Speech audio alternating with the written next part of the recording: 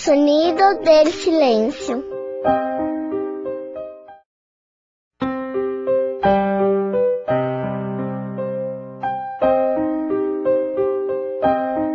En la casa de Reinaldo nació Amanda, que ya era amada mucho antes de ser engendrada. Tan esperada Amanda amada fue creciendo y adoraba ir a la escuela. Tenía varios amigos y sabe de una cosa, ella escondía un secreto.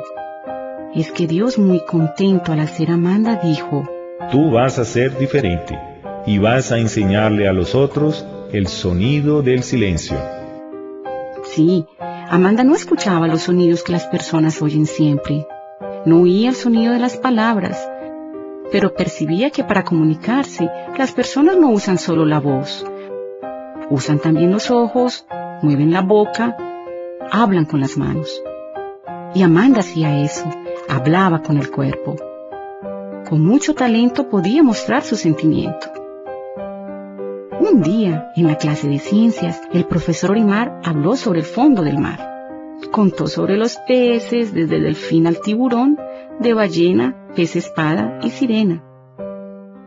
Sí, todos rápidamente se interesaron y concordaron una clase práctica de buceo en la ciudad de Guarujá. ¿Tú ya fuiste allá? Pues hicieron una excursión. ¡Ah, qué diversión! Y para allá se fueron ellos, vestido de baño, flotadores, aletas, refrigerio, gorro, chanclas y hasta maletas. ¿Cuántas cosas llevaron?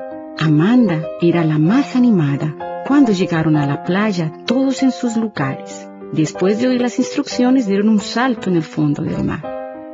Y de pronto se quedaron atentos y encontraron extraño, porque oyeron el sonido del silencio. ¿Vamos a oírlo? Todos se quedaron asustados con el sonido del silencio del fondo del mar, menos Amanda amada, que después comenzó a sonreír y a nadar. Fue entonces que sus amigos descubrieron su secreto. Es que ella era una sirena del fondo del mar.